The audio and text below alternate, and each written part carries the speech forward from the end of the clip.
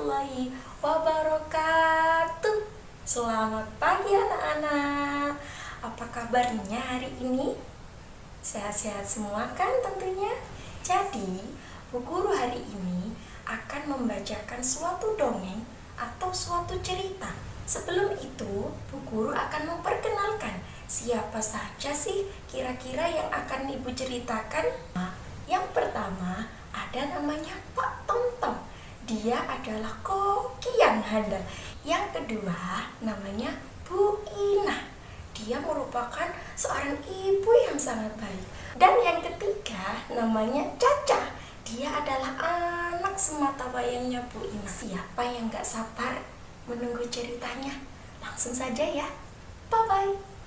Di suatu kota, hiduplah seorang koki yang handal.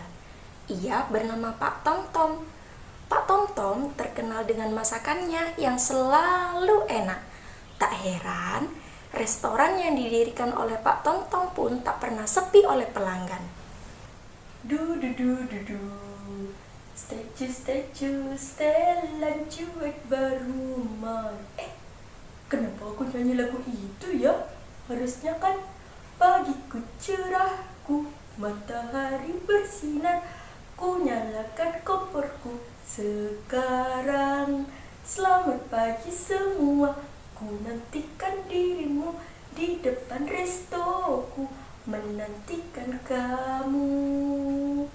Pelangganku tersayang, juga tercinta, tanpamu apa jadinya aku? Pagi yang cerah, semoga membawa berkah untukku hari ini. La la la la la. Tiba-tiba datanglah seorang anak kecil yang cantik. Ia bernama Caca. Caca memang sering membeli makanan di warung Pak Tomtom karena ia pun sangat suka dengan masakan khas Pak Tomtom. Dan kebetulan juga hari ini mamanya Caca yang bernama Bu Inah tidak memasak. Jadilah pagi-pagi Caca sudah berada di resto Pak Tomtom. Selamat pagi Pak Tomtom. Halo Pak Tomtom. Selamat pagi Pak Tomtom. Duh, harum sekali masakannya. Sudah tercium dari jauh nih. Aku jadi gak sabar untuk makan. Oh, halo Caca. Selamat pagi juga. Tumben pagi-pagi sudah di sini. Biasanya kan kamu kesini kalau waktu siang. Iya nih Pak Tomtom. Kebetulan hari ini Mama gak masak. Lagi gak enak badan katanya. Jadi aku disuruh kesini deh buat beli sarapan. Oh begitu. Oke lah, apa yang harus aku buatkan untukmu Caca? Tolong buatkan aku capcay ya Pak Tomtom. Aku ingin sekali makan sayur pagi ini. Baiklah Cacaku yang cantik, dengan senang hati. Tunggu dulu ya. Tak lama kemudian jadilah pesanan Caca. Caca pun makan dengan senang hati.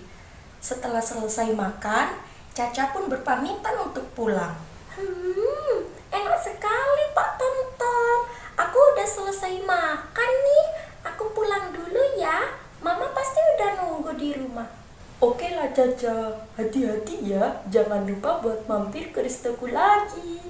Bye-bye Pak Tomtom. Bye-bye Caca. Sesampainya di rumah, Caca pun bersih-bersih lalu tidur siang. Namun setelah bangun, ia merasa sakit sekali di perutnya. Caca yang kebingungan pun akhirnya bertanya ke mamanya. Aduh Ma, kenapa perutku tiba-tiba sakit sekali ya? Hah, ada apa Caca? Kenapa kamu tiba-tiba sakit perut? Perasaan tadi pagi kamu masih sehat-sehat saja. Gak tahu nih Ma, padahal Caca juga gak makan yang aneh-aneh kok. Gak makan pedas, gak makan minyak, gak makan manis-manis. Tapi kenapa ya Ma, kok sakit Ma? Aduh, Caca harus gimana? Oh, kalau begitu tunggu sebentar ya Caca. Habis ini Mama beliin itu ya obat ke apotik ya, kamu sabar dulu ya nak. Oke ma. Bu Inah pun mulai keluar rumah untuk membeli obat yang ada di apotek. Karena apotek ada di dekat restonya Pak Tomtom, Bu Inah pun berencana membeli makanan sekalian agar bisa dimakan Caca sebelum minum obat nanti. Namun, ketika melewati restonya Pak Tomtom, Bu Inah tak sengaja melihat Pak Tomtom yang masak dengan buru-buru.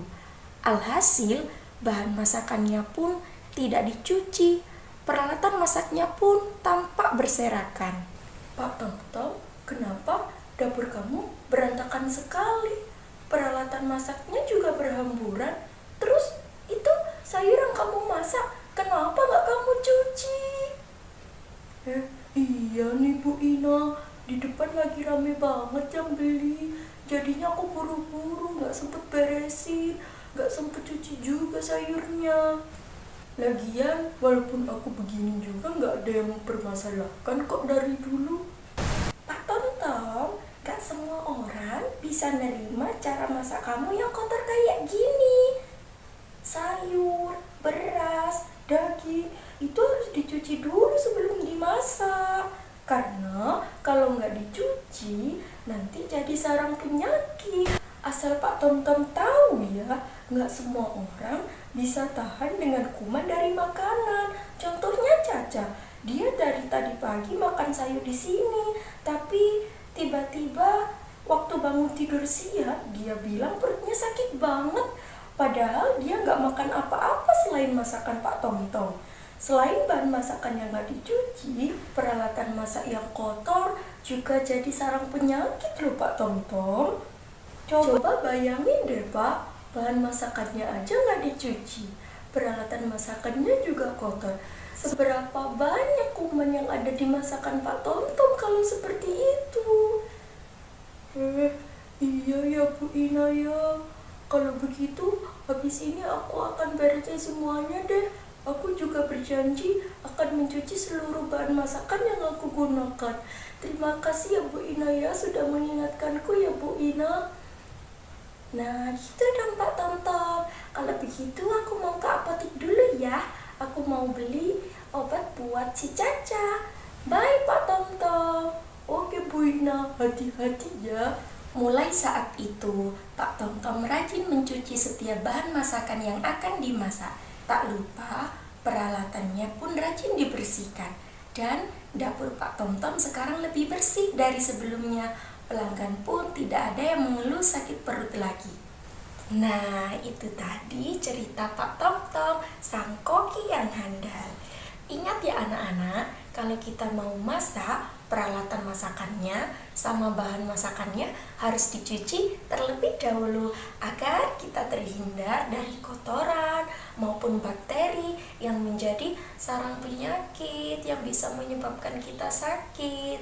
Karena pada dasarnya kebersihan itu sangatlah penting, apalagi dalam hal makanan. Sekian dulu dari Bu Guru, semoga cerita yang Bu Guru bawakan tadi bermanfaat untuk anak-anak semuanya. Akhirul kalam, wassalamualaikum warahmatullahi wabarakatuh. Bye-bye.